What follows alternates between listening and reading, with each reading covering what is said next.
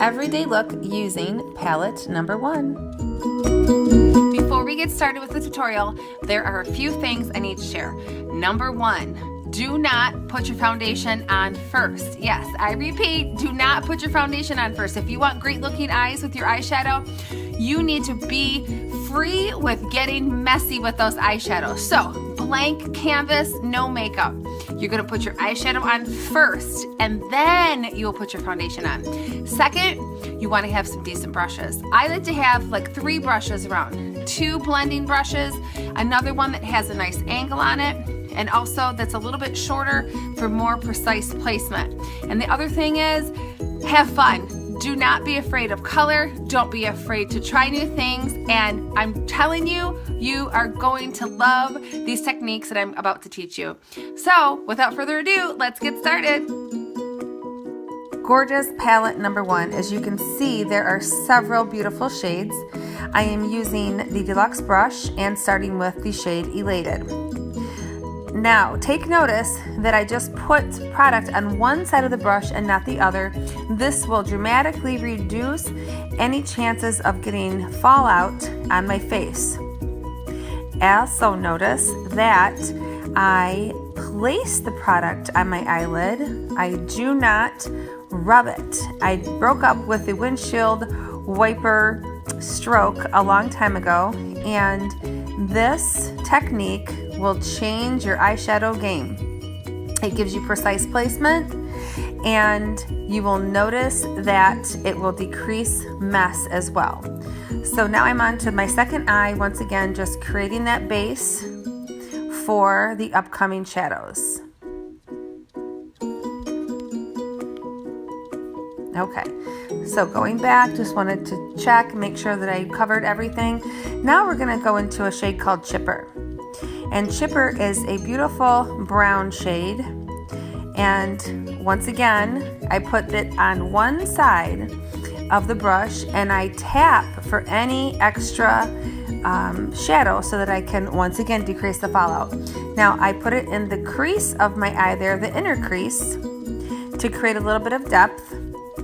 Going to the other side, and I press right up against the eyeball and I stop right at the midpoint, checking to make sure that they're even, but I can always go back. All right, next, moving on to Brassy.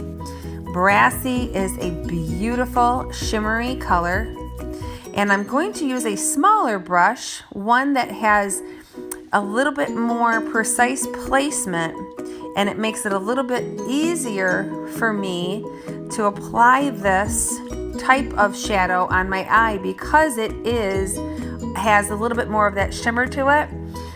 Once again, it's all about decreasing the mess and really getting more stippling in with the type of brush that it is. So I go from one eye to the other, and once again, placing the product. I'm not rubbing the product at all. Moving on to a darker shade for our crease called Forthright.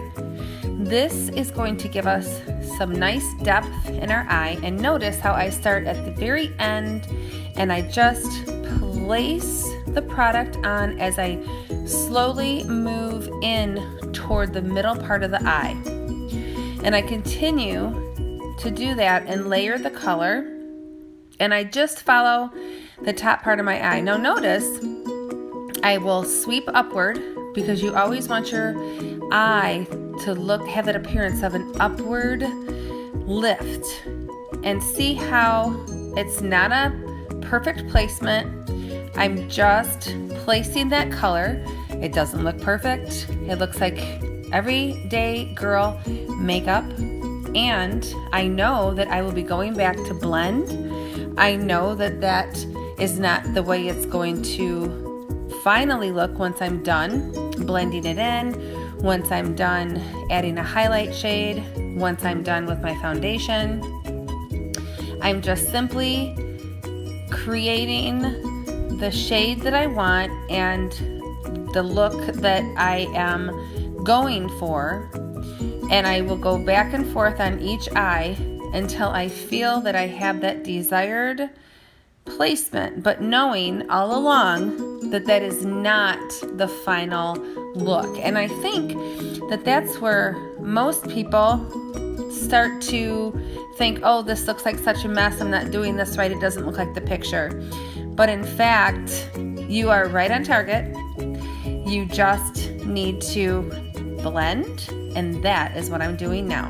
Now notice how I go in a circular motion, and it's just a very light motion. I'm going up and around, and I even use my finger as well, and see how much nicer that looks. Once again, I go up on the corner, giving my eye that upward push so that I have that openness for my eye. There I go.